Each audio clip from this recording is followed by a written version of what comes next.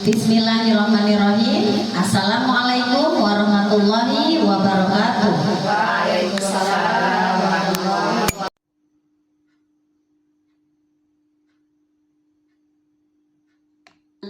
Kesempatan waktu yang lapang sehingga kita bisa berkumpul di tempat yang berbahagia ini. Tak lupa salawat beriring salam sama-sama kita sanjungkan kehadirat junjungan alam Nabi besar Muhammad Sallallahu Alaihi Wasallam yang telah membawa umatnya dari alam kebodohan, alam jahiliyah kepada alam yang lebih Islamiah seperti yang kita rasakan pada saat ini. Yang saya hormati ibu-ibu guru dan rekan-rekan yang sudah berhadir pada hari ini dalam rangka menghadiri desiminasi modul 1.4 tentang budaya positif. Sebelumnya, walaupun kita sudah saling kenal, tidak ada salahnya saya memperkenalkan diri kembali karena biasanya kita bertatap muka sebagai rekan kerja dalam satu tim. Hari ini saya berdiri di sini sebagai CGP, ya. Nama saya Merawati, CGP Angkatan ke-11 Kota Suguru Salam. Kebetulan saya bertugas di TK Belegeng Mulia. Nah, bunda-bunda semua, sebelum kita mulai, supaya suasananya tidak kaku ya, kita ice breaking dulu ya, bunda-bunda. Jangan kaku-kaku bunda. Kita sekarang sedang mau melangkah ke arah perubahan. Yuk, kita berdiri dulu sebentar ya. Semangat bunda. Iya, coba kita rileks-rilekan ya. Biasanya kita kepada anak-anak ya seperti ini, hari ini kita rileks-rileks deh bunda. Yuk, tangan ke atas menggapai bintang, tangan ke samping burung yang terbang, tangan ke depan ikan berenang, Tuhan jadikan karena sayang. Sekali lagi, tangan ke atas menggapai bintang, tangan ke samping burung yang terbang, tangan ke depan ikan berenang, menjadikan sayang, Tuhan jadikan karena sayang. Iya. Oke, terima kasih, tepuk tangan untuk kita semua.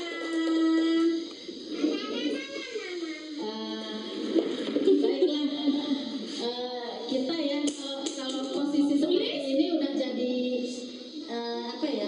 udah jadi lebih dari anak-anak ya. Baiklah, adapun tujuan pembelajaran yang diharapkan dari pertemuan kita kali ini yaitu yang pertama, guru dapat menghayati pentingnya budaya positif dan penerapannya untuk mempertebal karakter murid dalam mewujudkan profil pelajar Pancasila. Yang kedua, guru dapat menghayati teori kontrol dengan 3 motivasi perilaku manusia dan nilai-nilai kebajikan dalam mewujudkan budaya positif. Kemudian guru dapat menghayati makna teori motivasi intrinsik, konsep hukum dan konsep hukuman dan penghargaan, serta 5 posisi kontrol dalam konsep penerapan segitiga restitusi. Baiklah. Nah, sebetulnya apa sih budaya positif itu, ibu-ibu? Kira-kira menurut ibu apa ya budaya positif itu ya, Bu? Ada yang bisa mengungkapkan apa itu budaya positif?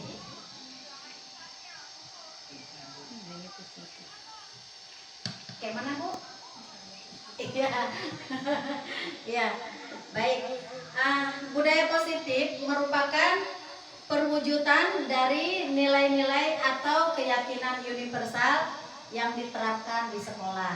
Nah, tentunya ibu-ibu sekolah, masing-masing sekolah sudah memiliki budaya positif yang sudah berlaku dan diterapkan ya.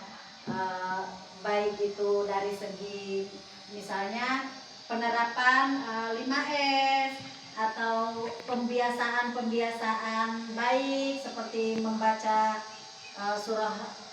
membaca Quran setiap pagi ya, membaca surah Yasin setiap pagi di sekolah-sekolah dan lain-lain, itu juga termasuk dalam budaya positif di lingkungan sekolah ya ibu-ibu. Nah, lingkungan sangat besar sekali pengaruhnya ya. Lingkungan yang aman dan nyaman berbasis disiplin positif akan berdampak secara maksimal pada perkembangan dan pembentukan karakter peserta didik.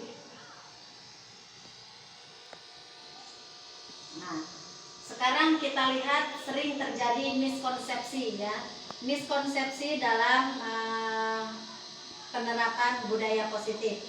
Nah, misalnya seperti ini. Yang miskonsepsinya bahwa dengan penerapan budaya positif berarti tidak ada aturan atau konsekuensi.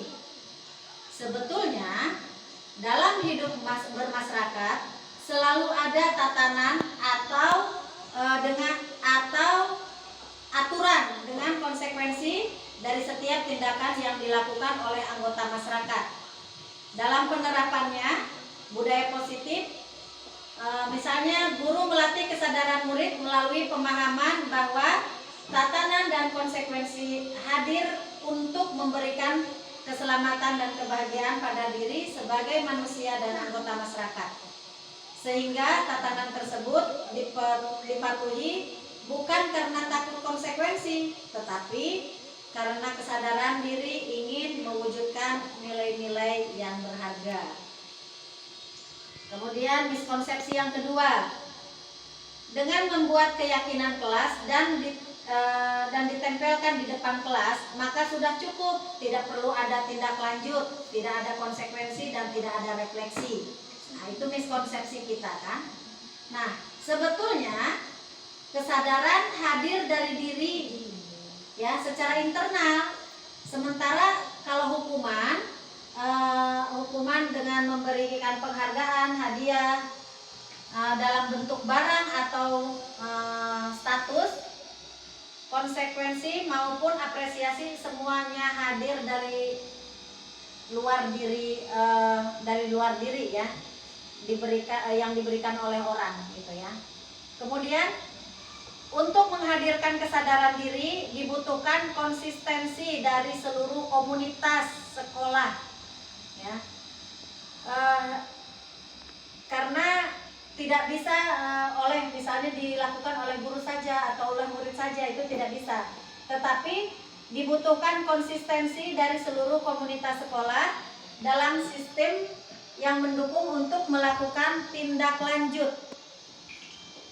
Memastikan konsekuensi dijalankan dengan bertanggung jawab dan diskusi atau refleksi setiap saat. Langkah-langkah dalam menghadirkan kesadaran merupakan salah satu contoh melatih murid dan guru dalam berpikir lambat. Ya, dalam berpikir lambat. Kita kan ada berpikir cepat, ada berpikir lambat. Tapi kalau berbicara tentang masalah disiplin, konsekuensi, kita harus belajar berpikir lambat. Dalam arti berpikir lambat itu kita berpikir berkali-kali ya, berpikir lagi, dipikir lagi gitu, baik buruknya. Kemudian miskonsepsinya, semua masalah yang berkaitan dengan budaya positif diselesaikan dengan restitusi ya. Penjelasannya, segitiga restitusi itu merupakan salah satu pendekatan disiplin positif. Jadi tidak semua disiplin positif harus dengan segitiga restitusi, tapi segitiga restitusi merupakan salah satu pendekatan dari disiplin positif. Nah, untuk menyelesaikan permasalahan siswa terkait pelanggaran aturan, pendekatan ini lebih menekankan pada dialog, tanggung jawab, dan pemulihan atau alih-alih hukuman. Sebelum melakukan pendekatan restitusi, pendidik seharusnya sudah menegakkan keyakinan kelas dan konsekuensi.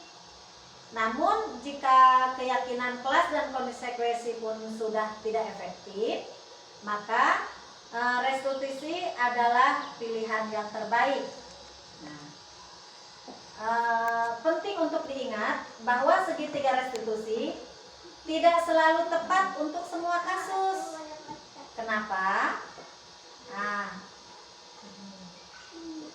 Karena segitiga restitusi mungkin tidak dapat menyelesaikan masalah secara tuntas, khususnya untuk pelanggaran berat seperti kekerasan fisik dan vandalisme, dan pelanggaran yang mengakibatkan kerusakan yang tidak dapat diperbaiki seperti cedera fisik atau kerusakan seperti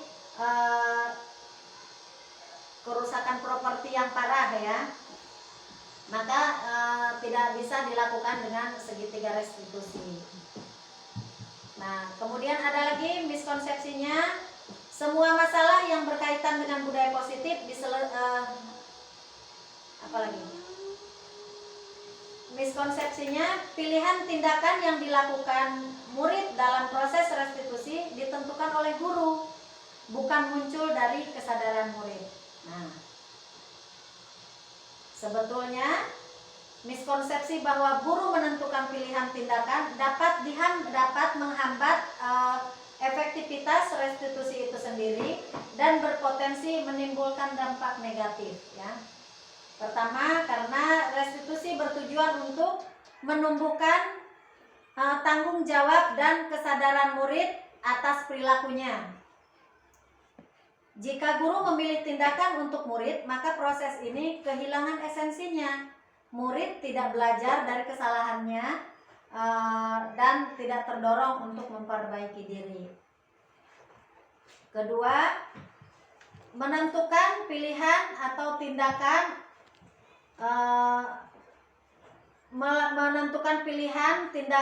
untuk murid dapat memicu rasa tidak adil dan kebencian dari murid karena merasa dipaksa dan melakukan sesuatu yang tidak mereka inginkan. Nah, makanya kalau dalam restitusi itu guru yang menanyakan kepada murid tindakan apa yang seharusnya dilakukan ya. Nah, perlu dipahami bahwa restitusi dan konsekuensi memiliki tujuan yang berbeda. Restitusi bertujuan untuk memulihkan situasi dan membangun kembali hubungan yang terdampak oleh pelanggaran, sementara kalau konsekuensi itu merupakan bagian dari tantangan yang sudah ada dalam sekolah, yang hadir dengan tujuan untuk membantu murid belajar dari kesalahannya dan mendorong mereka untuk membuat pilihan yang lebih bertanggung jawab di masa depan. Sehingga setelah restitusi dilakukan, maka konsekuensi tetap harus dijalankan sebagai bentuk pertanggungjawaban dari perilaku yang sudah dilakukan murid ya. Selanjutnya kita akan lihat nilai-nilai kebijakan, nilai-nilai kebajikan universal ya. Nilai-nilai kebajikan yang ingin dicapai oleh setiap anak Indonesia kita kenal dengan sebutan profil pelajar Pancasila, yaitu beriman, bertakwa kepada Tuhan Yang Maha Esa dan berakhlak mulia. Kemudian mandiri, bernalar kritis, berkebinekaan global, bergotong royong, dan kreatif. Jadi selama ini kita sering menyebutnya dengan profil pelajar Pancasila. Profil pelajar Pancasila, profil pelajar Pancasila. Nah, kadang-kadang kita nggak tahu apa ya profil pelajar Pancasila. Nah, ketika kita kembali yang diharapkan dari profil pelajar Pancasila itu adanya nilai-nilai kebajikan universal dalam setiap diri murid kita ya. Kemudian kita akan refleksi sedikit ya bunda-bunda. Nah ini pertanyaannya dan kita harus menjawab setuju atau tidak setuju ya. Hukuman di sekolah dapat mendisiplinkan anak. Setuju atau tidak? Tidak. Tidak. Ya. Kenapa? Hukuman di sekolah dapat mendisiplinkan anak. Setuju tidak? Tidak setuju. Tidak setuju. Kemudian yang kedua, pemberian hukuman dengan hal positif seperti membaca atau membersihkan halaman sekolah dapat meningkatkan disiplin anak. Setuju tidak? Setuju. Coba di ini lagi kalimatnya. Pemberian hukuman dengan hal positif. Seperti Nah, membaca. coba. Oh, kok di TK nggak membaca ya? Nggak setuju. Karena membaca dia. Kemudian ini masing-masing kita ya. Nanti Itu TK. jawabannya Itu kan SMP. ada yang setuju, ada yang nggak setuju. Ya. Memberikan penghargaan dapat meningkatkan motivasi belajar anak. Setuju tidak? Setuju. Memberi penghargaan dapat meningkatkan motivasi belajar anak. Siapa yang setuju? Setuju. Setuju. Bu Yuli setuju? Tidak setuju. Alasannya? Kalau selalu kita memberikan penghargaan terhadap anak untuk memotivasi dia belajar, dia akan ketergantungan. Jadi kita memberikan penghargaan boleh, tapi itu cukup dengan ucapan misalnya sungguh baik anak bu guru, mantap. Pokoknya motivasi seperti itu. Kalau kita berikan penghargaan selalu, anak itu akan ketergantungan mengharap begini kan. Oh nanti aku buat begini, nanti bu guru kasih penghargaan ini, gitu. Oke. Kalau Bunda Nurma mengatakan setuju dengan memberikan penghargaan, alasannya? Setuju Bu, karena memberikan penghargaan itu kan kita kan bukan sejenis benda, sejenis perkataan saja pun itu kan sudah memberikan penghargaan juga. Itu menimbulkan motivasi bagi dia. Iya. Oke, baik. Ini antara setuju dan tidak setuju. Nanti akan ada jawabannya ya Bu. Nanti kita di pembahasan berikutnya akan ada jawabannya. Kemudian membuat anak merasa bersalah. Ya, membuat anak merasa bersalah, memberi dampak ringan. Membuat anak merasa bersalah, memberi dampak lebih ringan dibanding menghukum. Setuju tidak? Membuat anak merasa bersalah, memberi dampak lebih ringan dibanding menghukum. Setuju tidak? Enggak lah, tidak setuju. Tidak setuju. Oke, ada yang setuju, ada yang tidak. Oke, baik. Nanti kita akan lihat jawabannya ya. Bunda bisa lihat ya untuk teori motivasi perilaku manusia nih. Untuk menghindari ketidaknyamanan hukuman, apa yang akan terjadi apabila saya tidak melakukannya? Kemudian yang kedua, mendapatkan imbalan dari orang lain, itu tadi ya, atau institusi, apa yang akan saya dapatkan apabila saya melakukannya. Itu dalam untuk menghindari ketidaknyamanan, masuk ke dalam motivasi eksternal. Kemudian untuk menghargai diri sendiri, saya melakukannya, saya akan menjadi orang yang seperti apa apabila saya melakukannya.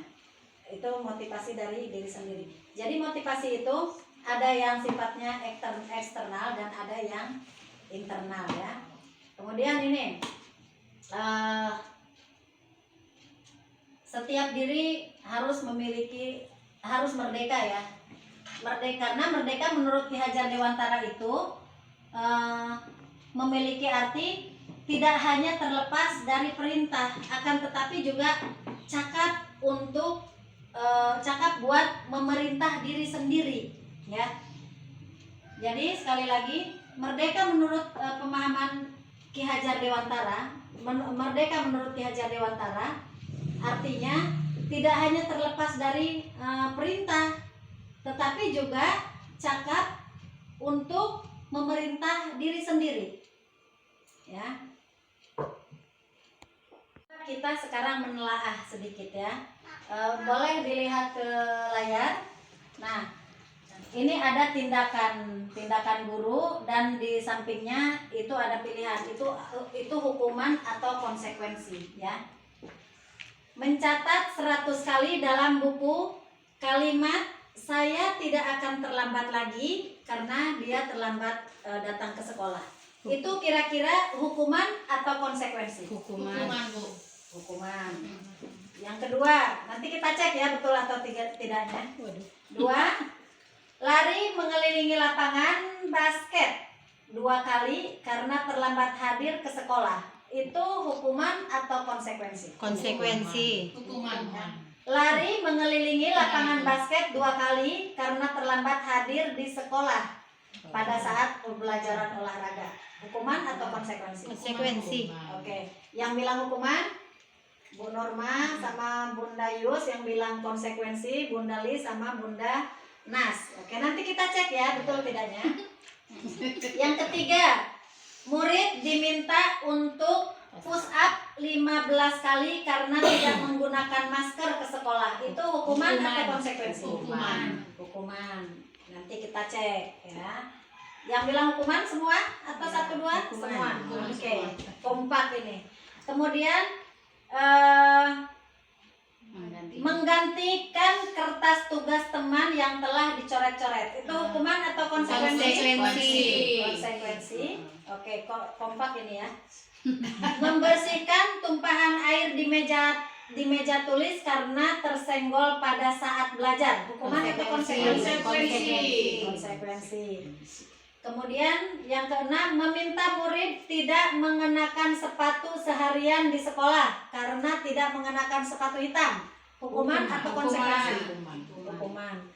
Lari mengelilingi lapangan basket 2 kali karena terlambat 10 menit untuk pelajaran PJOK. Hukuman atau konsekuensi? Lari mengelilingi lapangan basket 2 kali. Ya, ini tadi 2 kali karena terlambat 10 menit ke sekolah ya. Coba kita cek betul tidak? Mana sih? Terlambat 2 kali karena terlambat 10 menit untuk pelajaran PJO. Nah, Konsekuensi kan? ternyata mencatat 100 kali dalam buku itu hukuman. Nah, hukuman yang kedua, lari mengelilingi lapangan basket hukuman. Push up 15 kali hukuman. Menggantikan kertas tugas karena dicoret-coret konsekuensi. Yang di bawah kita salah, konsekuensinya kita bikin hukuman. Meminta murid menggunakan sepatu sandal hukuman. Ya, lari mengelilingi lapangan basket 2 kali karena terlambat 10 menit pada saat pembelajaran olahraga ya, karena dia sedang pembelajaran olahraga, kebetulan belajar olahraga sedang berjalan. sedang olahraga lari ya gitu. Jadi karena dia terlambat maka dia lari. Ternyata konsekuensi dengan hukuman itu beda Ya, tipis. ternyata konsekuensi dengan hukuman itu berbeda ya, berbeda. Nah, sekarang kita masuk ke pembahasan selanjutnya yaitu restitusi. Nah, ciri-ciri restitusi ya, ada 9 ciri restitusi. Pertama, belajar dari kesalahan, bukan untuk menebus kesalahan. Yang kedua, memperbaiki hubungan atau menawarkan. Yang ketiga, bukan memaksa, restitusi diri ya. Yang keempat, cara terbaik adalah menuntun untuk melihat ke dalam diri, mencari kebutuhan dasar yang mendasari tindakan, berfokus pada karakter dan bukan tindakan, berfokus pada solusi dan mengembalikan murid yang berbuat salah pada kelompoknya. Itu merupakan ciri-ciri restitusi. Baik, sekarang kita lanjut ke materi yang keempat yaitu kebutuhan dasar manusia. Kebutuhan dasar manusia adalah sesuatu yang kita lakukan untuk mendapatkan apa yang kita inginkan. Seluruh tindakan yang kita lakukan memiliki tujuan tertentu, dan semua usaha terbaik yang kita lakukan adalah dalam rangka agar kebutuhan dasar kita terpenuhi dengan baik, ya. Nah, coba kita lihat apa aja. Kita memiliki 5 kebutuhan dasar, ya. Sebagai manusia kita memiliki 5 kebutuhan dasar. Yang pertama, kebutuhan dasar kita bertahan hidup, ya. Yaitu seperti makanan, minuman, tempat tinggal, keamanan, kesehatan. Itu kebutuhan dasar kita yang paling pertama. Kemudian kasih sayang, ya. Yang kedua, kasih sayang. Kita memiliki kebutuhan untuk merasa diterima, kemudian dipedulikan, berbagi, kerjasama, menjadi bagian dalam kelompok, ya. Ya, terutama kasih sayang. Manusia mana yang bisa hidup tanpa kasih sayang? Oh, katanya tidak ada satupun manusia yang bisa hidup dengan merasa tanpa kasih sayang, ya. Merasa tidak diterima misalnya. Kita akan sangat tidak nyaman ketika kita merasa tidak diterima. Kita ajalah sebagai guru misalnya di satu sekolah. Kita sendiri gitu. Kita banyak dalam satu kelompok tapi kita merasa sendiri, merasa tidak diterima. Itu kan rasanya tidak nyaman, ya. Jadi itulah pentingnya kita perlunya rasa diterima di dalam satu kelompok atau komunitas.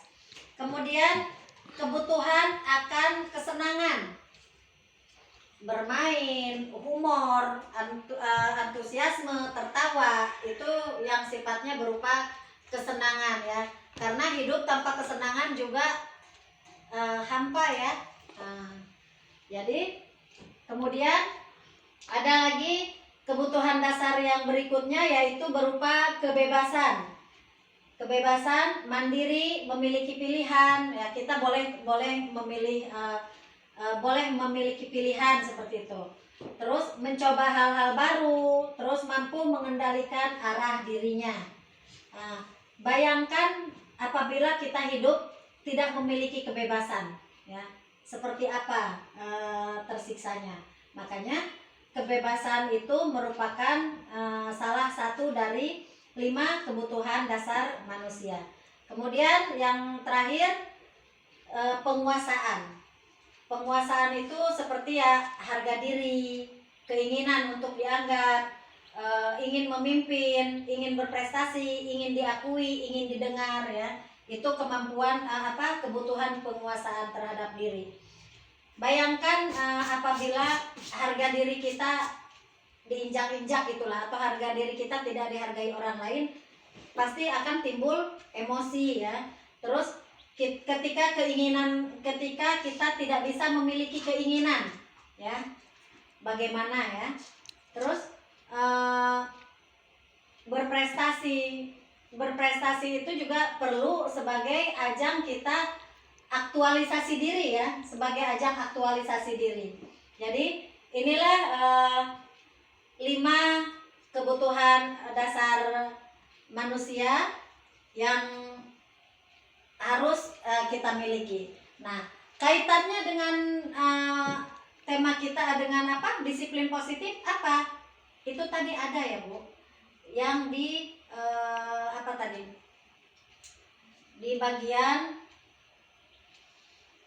motivasi perilaku manusia. Ada keterkaitannya di sana. Karena motivasi tadi, misalnya seseorang melakukan suatu kesalahan hanya untuk kesenangannya. Contoh, misalnya anak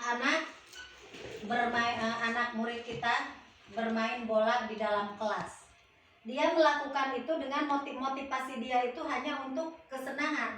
Sementara dalam aturan kelas sudah ada aturannya bahwa tidak boleh tidak bermain di kalau bermain bola areanya ada di luar, bukan di dalam. Tapi anak melakukan demi kesenangan. Nah, ini hubungannya tadi ke sana. Kemudian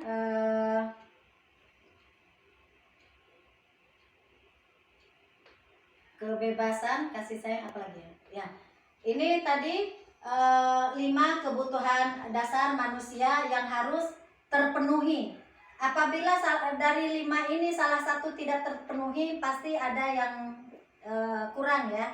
Pasti ada yang tidak sempurna dari hidup kita ini. Yaitu dari yang kebutuhan dasar bertahan hidup berupa sandang pangan tadi kan. Kemudian rasa kasih sayang, rasa kesenangan, rasa kebebasan, dan penguasaan.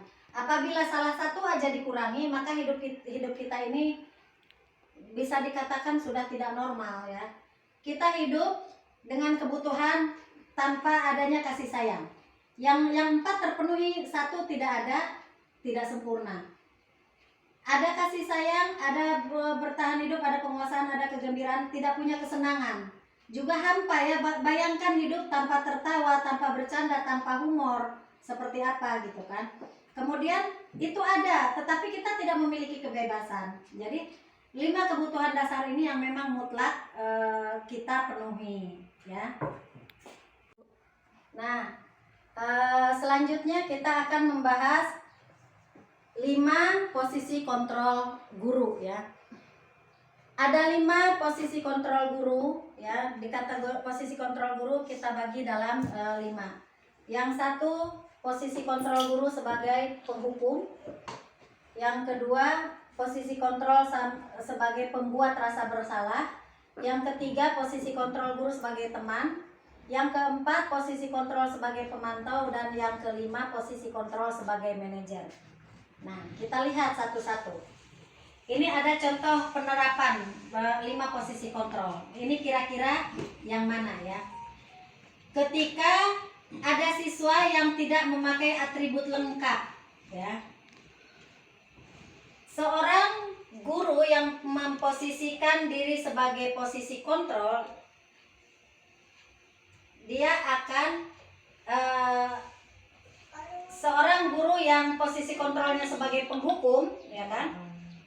Tadi posisi kontrol ada 5 kan. Yang pertama penghukum, kedua pembuat rasa bersalah, ketiga teman, keempat pemantau, yang kelima manajer. Nah, ketika ada siswa yang masuk ke sekolah tidak memakai atribut lengkap, seorang guru yang sebagai posisi kontrolnya sebagai penghukum, dia akan melakukan apa?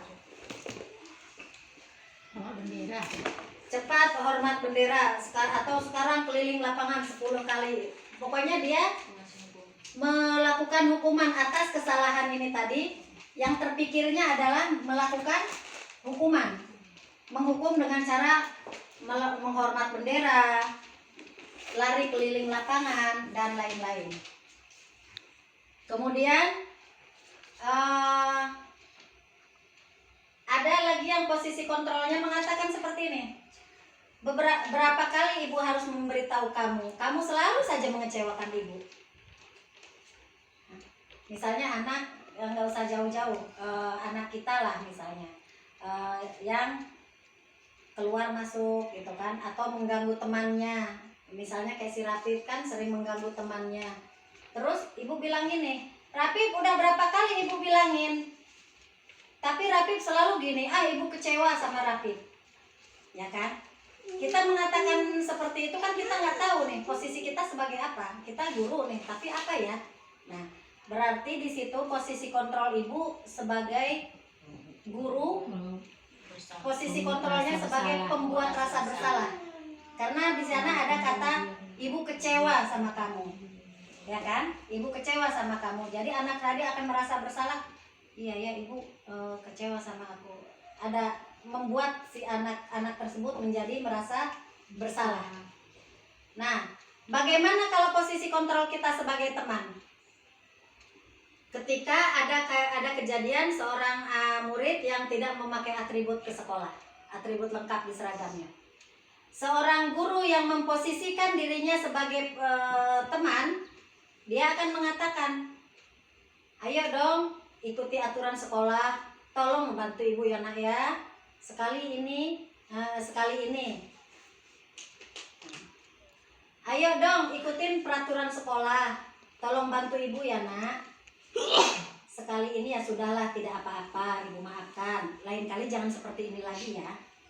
Ya, kira-kira anak merasa lebih nyaman nggak seperti itu daripada disuruh begitu datang ke sekolah suruh menghormat bendera yang tadi penghukum tadi kan. Kalau guru yang memposisikan dirinya sebagai posisi kontrol sebagai teman, dia akan bertindak sebagaimana teman ke murid tersebut. Kemudian ada juga guru yang posisi kontrolnya sebagai pemantau. Sebagai pemantau, dia akan mengatakan seperti ini. Kamu sudah melanggar peraturan sekolah. Kamu tahu konsekuensinya? Nanti setelah upacara, kamu beli atribut di koperasi dan jangan ulangi sekali lagi. Ya kan? Ini antara nggak jauh beda ya, nggak jauh beda, tapi ada perbedaan. Tapi tidak jauh beda, tapi ada perbedaan. Kemudian posisi terakhir sebagai posisi kontrol sebagai manajer. Kalau posisi kontrolnya sebagai manajer, dia akan mempertanyakan ke anak tersebut, bagaimana cara kamu supaya hal ini tidak terulang lagi, ya? Bagaimana kamu memperbaiki kesalahanmu? Jadi yang menentukan langkah-langkah untuk memperbaiki kesalahan tersebut berasal dari murid. Oh iya, berarti saya tidak boleh lagi. Jadi dia yang akan mencari solusinya itu dia. Tapi posisi kontrol guru sebagai manajer, dia akan mengembalikan ke anak. Nah, bagaimana ya cara kamu memperbaiki kesalahan ini? Gitu. Jadi kira-kira dari lima posisi kontrol ini yang mana yang paling tepat kita lakukan, terutama kalau kita di PAUD di TK ya. Di TK ini kan anaknya berbeda dengan anak-anak jenjang selanjutnya. Cuman itu lah, nomor 3 ya. Tumbuh merasa bersalah. Kalau anak TK mana ada apa tuh yang sebagai teman Bu, itu udah cuma Bu. Sebetulnya 5-5-nya ini betul, cuman kita harus mencari yang lebih sesuai ya, lebih sesuai, atau kita berusaha memposisikan diri sebagai manajer. Kita berusaha memposisikan diri sebagai manajer, jadi kita tidak menghukum, kita tidak membuat anak merasa seperti bersalah gitu kan. Tapi kita menggali supaya anak ini bisa mencari solusi ya, mencari solusi atas kesalahan dia supaya tidak terulang lagi. Demikian. Jadi itu tadi 5 posisi kontrol guru dalam. Nah, ini ada contoh nih. Ini coba tentukan, ini posisi kontrolnya sebagai apa? Saya kecewa sekali dengan kamu. Ini posisi kontrolnya apa nih? Rasa bersalah tadi itu ya? Betul yang Pembuat rasa bersalah. Kemudian ada lagi, ini ada contoh-contoh kasus ya. Posisi kontrolnya, saya kecewa sekali dengan kamu. Posisi kontrolnya sebagai pembuat rasa bersalah. Kemudian yang ini, kamu tidak pernah benar melakukannya. Ini posisi kontrol sebagai apa nih? hukumnya. Oke. Kamu tidak pernah benar. Pemantau Bu ya. Kamu tidak pernah benar. Berarti Hukum. dia masih sama, membuat rasa anak ini ya tetap sebagai, dia masih memposisikan diri sebagai pembuat rasa bersalah. Nggak pernah kamu nggak pernah benar, jadi si anak itu selalu merasa salah kan. Nah ini kalau ini posisi kontrol kita sebagai apa nih? Manajer. Apa rencanamu untuk menyelesaikan masalah ini? Manajer. Nah, ini sebagai, dan kita diharapkan apabila menemukan kasus, diusahakan posisikan dalam menyelesaikan masalah ini, posisi kontrol kita berada di posisi manajer, supaya anak bisa mencari solusi atas kesalahannya. Nah ini kalau ini, kamu tidak akan mendapatkan nilai jika mengerjakan tugas, jika tidak mengerjakan tugas. Kamu tidak akan mendapatkan nilai jika tidak Hukuman. Ini posisi kontrol sebagai Merasa bersalah enggak? penghukum, ya, sebagai penghukum. Nah kan, ini pembuat rasa bersalah. Oh ini tadi penghukum juga ya, manajer, teman dan penghukum. Bentar, ini acaknya. Kita akan melanjutkan ke berikutnya tentang keyakinan kelas ya. Kalau dulu kita ada mengenal peraturan kelas ya. Sebelum peraturan kelas ada lagi apa ya? Nah, peraturan kelas A, peraturan kelas B, kan ada peraturan. Nah sekarang kok muncul lagi keyakinan kelas gitu. Apa sih beda keyakinan kelas dengan peraturan kelas? Terus mengapa harus keyakinan kelas? Mengapa bukan peraturan kelas? Kan itu pertanyaannya sekarang, ya kan? Mengapa harus keyakinan kelas? Apa sih bedanya? Nah ternyata sederhana saja. Mengapa tidak peraturan saja? Mengapa harus keyakinan? Nah, ini kita ilustrasikan seperti ini. Mengapa kita memiliki peraturan harus menggunakan helm bila mengendarai kendaraan? Kira-kira untuk apa? Untuk keselamatan. Untuk keselamatan, ya kan? Kan bisa nggak menggunakan helm kan? Nah, tapi kita dianjurkan menggunakan helm. Ini ilustrasi ya. Kemudian, mengapa kita memiliki peraturan membuang sampah pada tempatnya? Kebersihan. Untuk kebersihan. Mengapa kita memiliki peraturan harus datang tepat waktu pada saat mengikuti pelatihan? Kedisiplinan. Pertama kedisiplinan, yang kedua Agar tidak tertinggal dengan materi yang disampaikan. iya betul, agar tidak ketinggalan dengan materi yang disampaikan. Nah, untuk mendukung motivasi intrinsik ya, dia ada apa? Ekstrinsik, ada intrinsik. Ini motivasi dari dalam. Kalau motivasi dari dalam, dia harus dikembalikan ke nilai-nilai keyakinan ya. Karena akan lebih menggerakkan seseorang dibandingkan mengikuti serangkaian peraturan. Artinya, kalau keyakinan ini berasal dari diri anak sendiri. Kalau peraturan itu memang sudah ada dan harus diikuti. Peraturan, ketika adanya peraturan maka akan ada pelanggaran. Tapi kalau keyakinan itu timbul dari nilai-nilai dari keinginan diri sendiri, maka itu akan lebih efektif ya. Kalau peraturan ini dari luar datangnya, kalau keyakinan itu dari diri sendiri melalui nilai-nilai ya. Melalui nilai-nilai. Nah, kita lihat lagi di sini. Nah, dia ada peraturan kelas. Dia gini Bu, ada dua. Ada peraturan kelas, ada keyakinan kelas. Yang peraturan kelas itu yang memang sudah kita susun. Seperti peraturan kelas. Kalau kita kalau keyakinan kelas ini kesepakatan, kalau kemarin kita nyebutnya kesepakatan kelas ya. Nah, ini sekarang keyakinan kelas. Keyakinan kelas adalah metode untuk menimbulkan kembali disiplin positif yang didasari oleh motivasi dalam diri atau motivasi intrinsik ya, motivasi dalam diri anak. Nah, bagaimana pembentukan keyakinan kelas?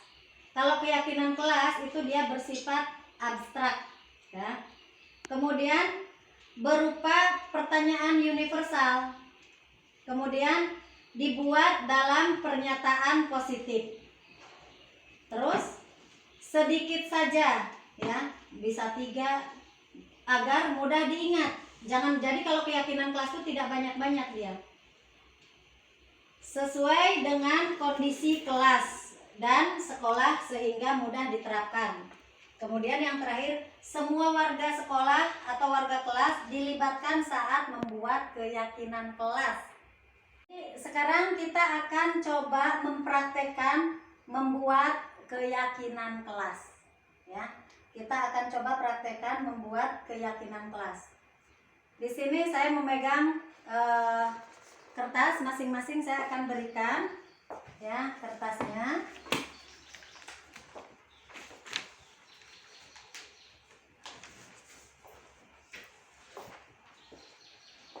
Saya akan memberikan pertanyaan.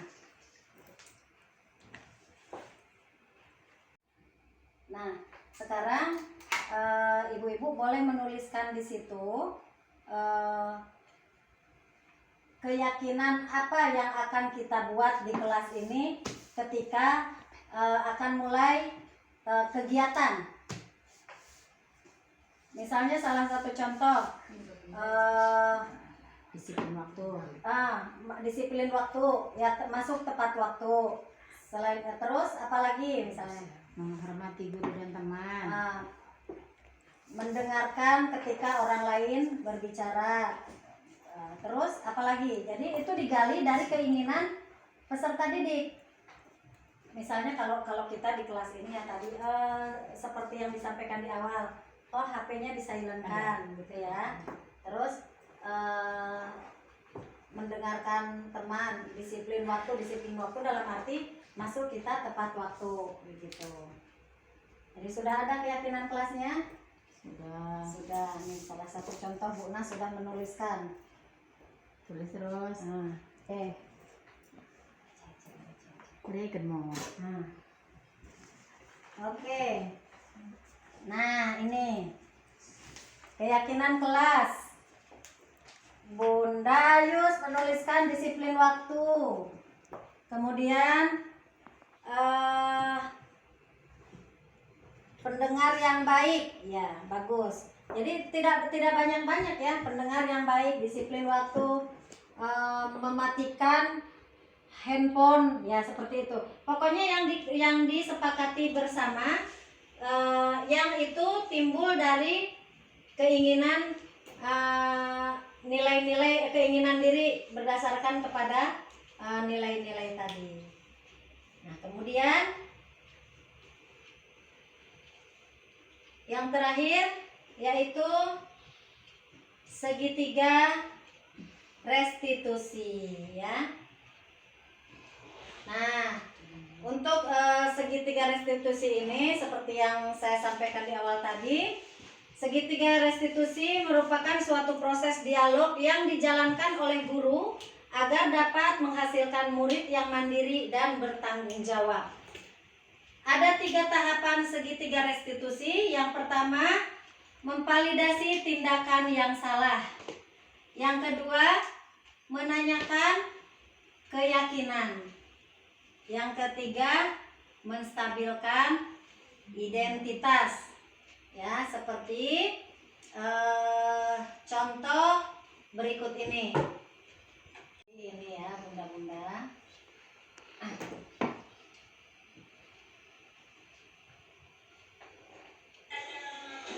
Ini kita perhatikan dulu ya. Beginilah salah satu contoh segitiga restitusi di TK. Sardila kenapa? Bonekanya benderanya direbut. Siapa yang rebut? Oh, Bang Riki. Bang Riki ngerebut ya? Oke, Bang Riki. Nanti jumpa Bang Riki coba bangun dulu. Bang Riki. Nanti Bang Riki jumpai Bunda kepala sekolah ya.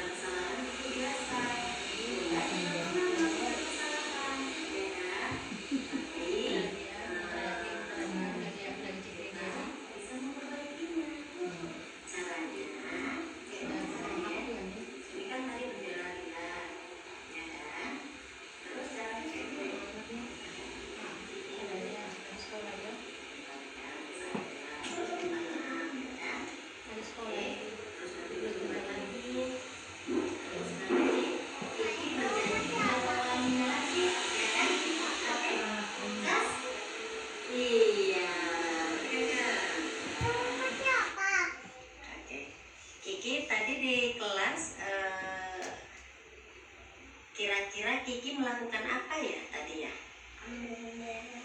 Ambil bendera Sardila. Kenapa Kiki ambil bendera Sardila tadi? Mau. Oke. Ya, Kiki tahu itu salah. Perbuatan salah, tahu? Tahu. Oke. Melakukan kesalahan itu biasa ya, manusiawi. Bunda juga pernah melakukan kesalahan, tapi kita akan memperbaiki kesalahan tersebut ya. Kita bisa memperbaiki kesalahan tersebut. Kira-kira apa ya yang akan Kiki lakukan supaya Sardila bisa memaafkan Kiki? Kasih kembali benderanya sama Sardila. Setelah itu kayak mana?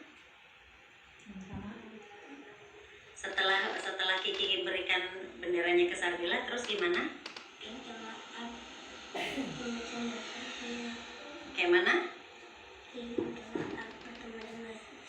Oh, Kiki minta maaf dan berteman kembali sama Sardila. Oke.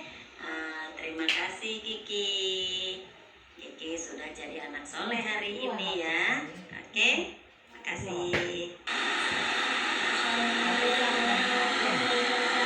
Iya, namanya siapa sayang?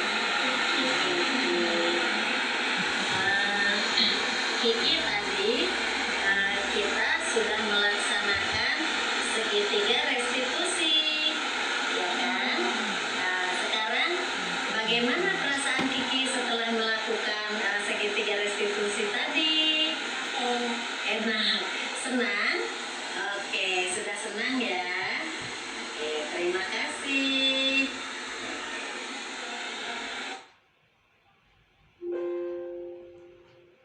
Nah, itu tadi salah satu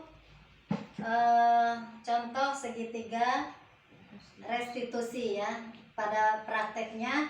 Jadi ketika anak melakukan kesalahan, yang pertama kali dilakukan adalah validasi tindakan yang salah. Kita menanyakan kepada anak ya, kemudian menanyakan keyakinan kepada anak, apa sih yang harus dilakukan gitu ya.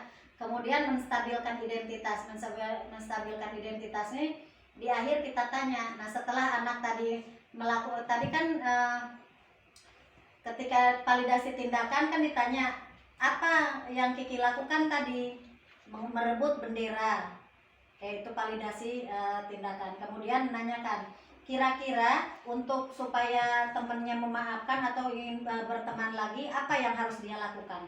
Jadi bukan guru yang menyuruh ayo minta maaf gitu kan, jadi anak merasa terpaksa kan. Tapi ketika anak apa yang harus Kiki lakukan? Minta maaf, mengembalikan benderanya, lalu minta maaf dan berteman kembali. Yang mengambil solusi kan anak gitu. Nah, setelah itu dilakukan, nanti kita tanyakan kembali. Nah, setelah anak melakukan mengembalikan benderanya, meminta maaf dan bermain kembali, bagaimana perasaan si anak?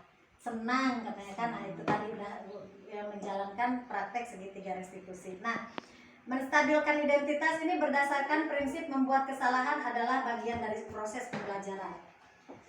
Berbuat salah itu wajar, ya kan? Kalimat-kalimatnya nih. Tidak ada manusia yang sempurna.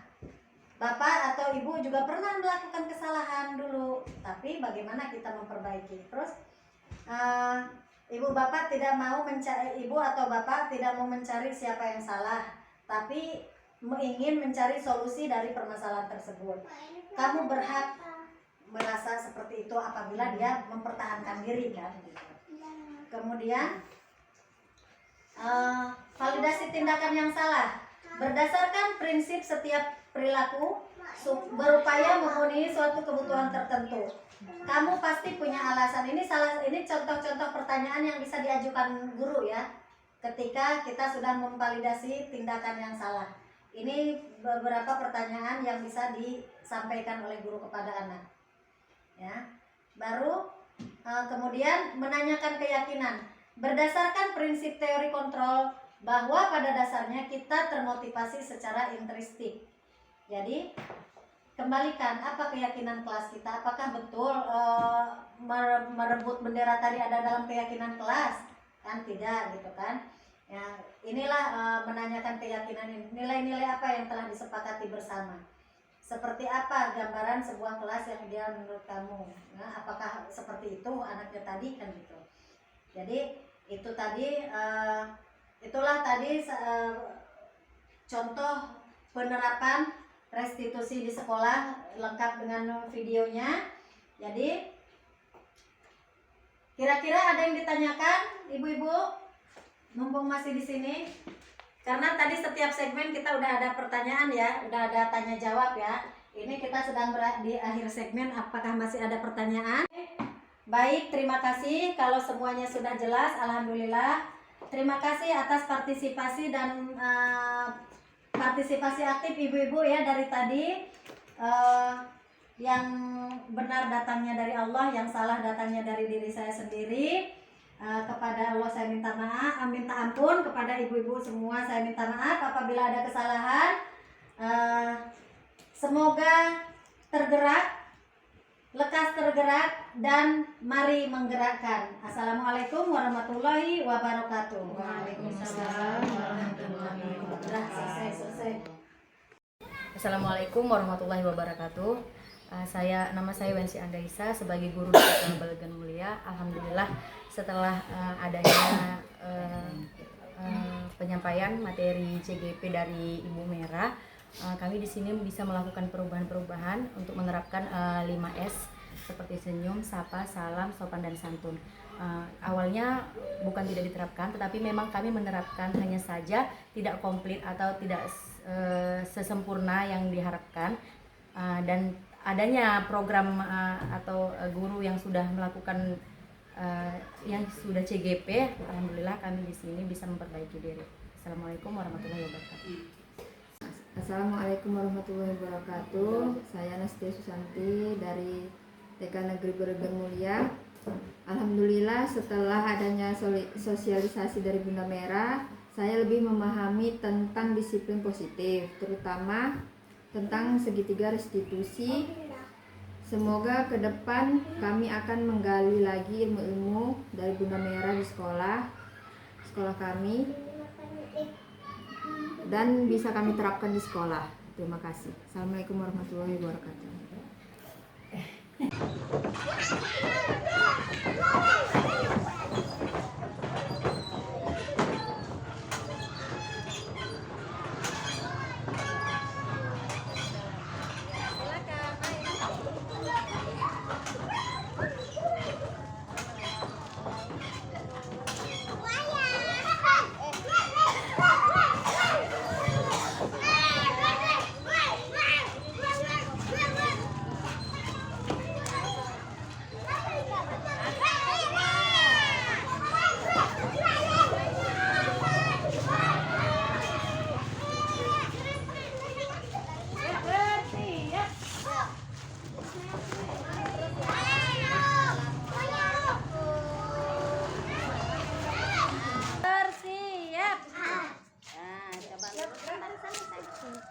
Siap, gerak. Kita ada berapa barisnya namanya nih ya? Ada dua barisan, dan perempuan dan laki-laki. Coba lurusnya gimana? Siap, gerak. Belajar lurus gimana? Lurus dari bahu. Oke. Dah. Tegap, gerak. Kalau Bunda bilang siap, gerak, berdirinya seperti Pak Polisi. Yang ke beda itu ya. Mari kita Gerak. konaki. Hop. Wah, seperti Pak Polisi. Dengerin Bunda. Ya. Enggak. Oh, itu tidak, itu sudah soleh belum ya yang di belakang ya? Bu Siro. Kenapa ini Bu Siro nggak udah sama? soleh belum seperti itu? Bu Siro. Coba bagaimana perasaannya hari ini? Mau masuk kelas senang apa sedih? Senang. Kalau sudah senang nanti kita masuk kelas ya. Coba yang bagus dulu, kalau masih ada yang belum bagus Bunda belum mau. Ya udah. Baca doa masuk kelas. Bismillahirrahmanirrahim. Bismillahirrahmanirrahim.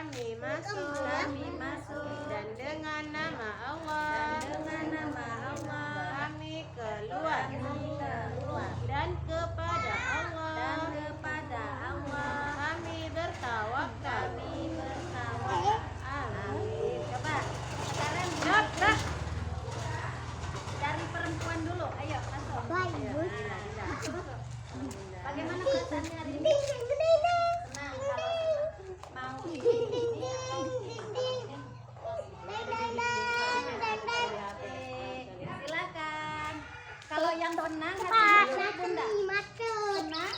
Macet Mau lagi, peluk apa mau macet. tos? Antep woi, macet. Mau peluk apa mau Macet. tos? Ada yang peluk ya? Ayo, silakan buka sepatunya. Adit senang hari ini? Mau peluk atau mau tos? Tos. Oh ini udah ada nih.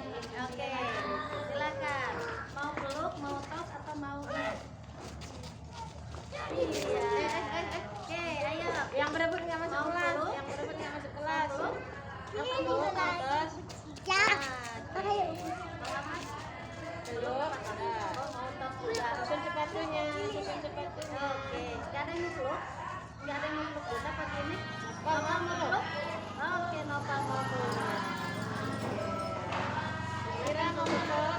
Bu Sira mau tos peluk atau tos? Tasnya gini atau tasnya gini? Gini. Oke, silakan. Assalamualaikum, apa kabar? Assalamualaikum, apa kabar?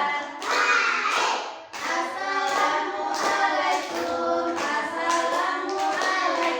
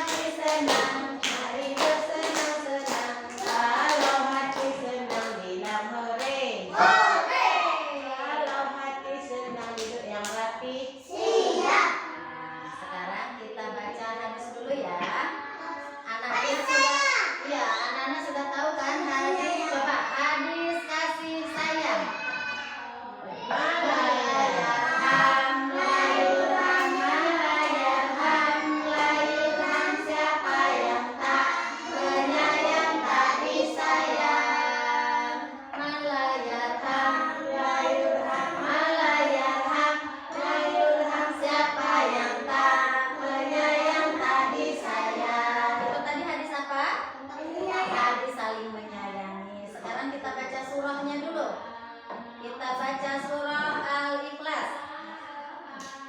Bismillahirrahmanirrahim. Ikut semua yuk.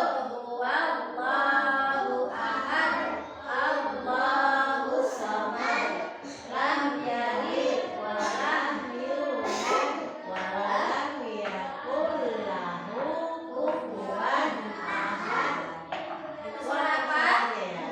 Surah Al-Ikhlas.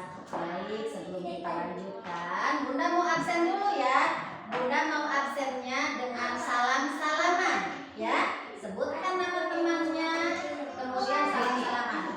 Ya, dimulai dari Aditya dengan siapa? Mas Har. Yuk. Adit. Mas Har.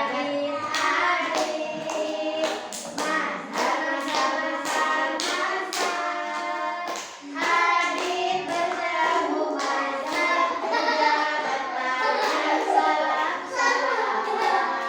Namanya? Sapan. Asan.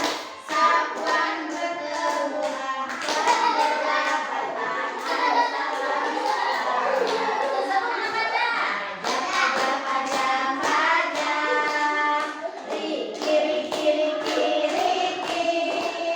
Azar bertemu Rizki berjabat tangan salam-salam. Bersirah sama ibu. Bersirah. Buya.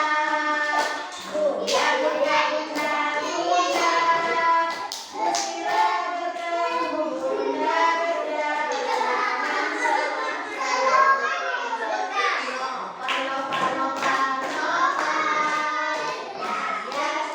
Astia. Nopal bertemu Astia berjabat tangan salam-salam. Sebutkan namanya. Ulti.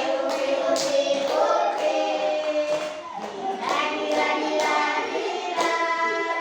Ulti bertemu Dila berjabat tangan salam-salam. Nah, tadi sudah Bunda absen.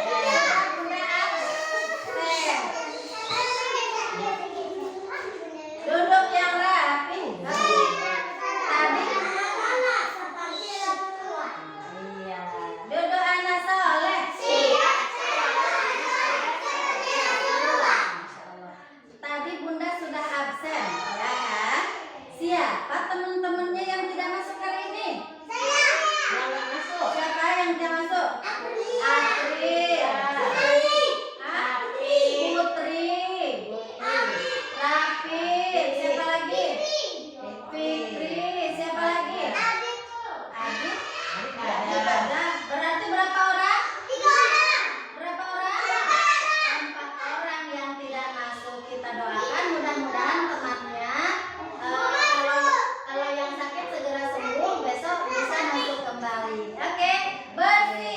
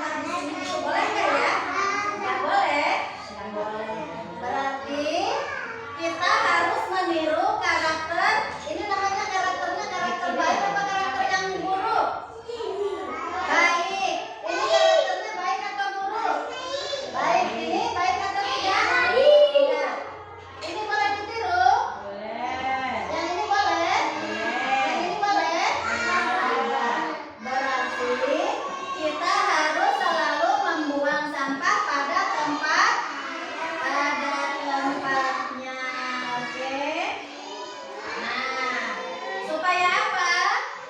Supaya membuat sampah pada tempatnya supaya apa? Supaya bersih lingkungannya. Kalau lingkungannya sudah bersih, kitanya sehat apa sakit? Sehat. Oke. Jadi hari ini kita sudah belajar menjaga lingkungan supaya tetap bersih dengan cara apa? Membuang sampah pada tempatnya, ya, tidak boleh sembarangan. Jadi kalau anak-anak melihat sampah, ambil dibuang di tong sampah, ya. Oke, sudah bersih ya.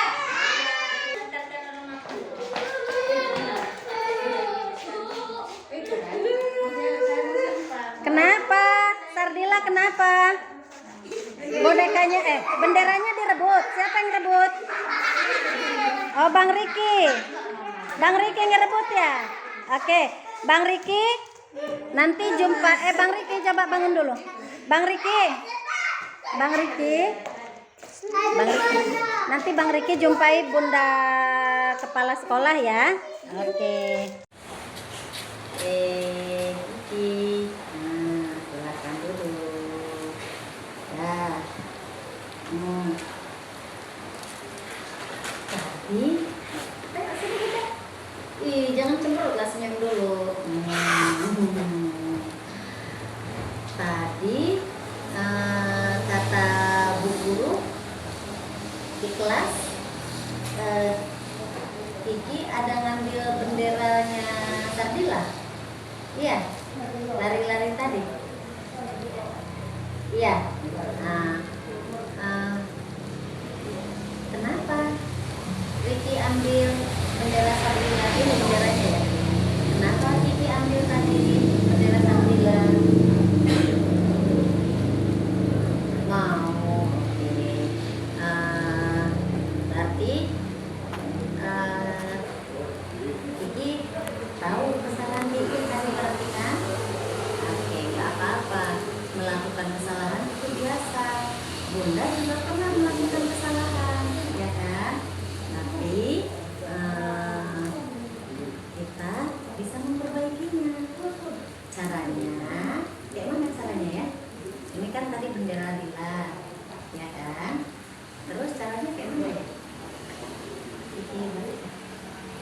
Kembalikan ke Sardila, terus minta maaf, ya kan? Oke, terus nanti berteman lagi. Terus nanti Kiki berjanji tidak mengulanginya lagi, ya kan? Oke, Cas? Iya, kakak. Oke, Kiki tadi di kelas kira-kira Kiki melakukan apa ya tadi ya? Ambil bendera. Ambil bendera Sardila. Kenapa Kiki ambil bendera Sardila tadi? Saya mau. Mau, oke. Ya, Kiki tahu itu salah, perbuatan salah, tahu? Tahu, oke. Melakukan kesalahan itu biasa ya, manusiawi. Bunda juga pernah melakukan kesalahan, tapi kita akan memperbaiki kesalahan tersebut ya. Kita bisa memperbaiki kesalahan tersebut. Kira-kira apa ya yang akan Kiki lakukan supaya Sardila bisa memaafkan Kiki? Kasih dia lagi. Oh, kasih kembali benderanya sama Sardila. Setelah itu kayak mana? Setelah Kiki berikan benderanya ke Sardila, terus gimana? Minta maaf bertemu sama Sardila. Kayak mana? Minta maaf bertemu sama Sardila. Oh, Kiki minta maaf dan berteman kembali sama Sardila. Oke, terima kasih Kiki. Kiki sudah jadi anak soleh hari ini ya. Oke, makasih. Assalamualaikum warahmatullahi wabarakatuh. Iya, namanya siapa sayang? Kiki. Kiki tadi kita sudah melaksanakan segitiga restitusi, ya kan? Nah, sekarang bagaimana perasaan Kiki setelah melakukan segitiga restitusi tadi? Enak. Enak, senang. Oke, sudah senang ya. Oke, terima kasih.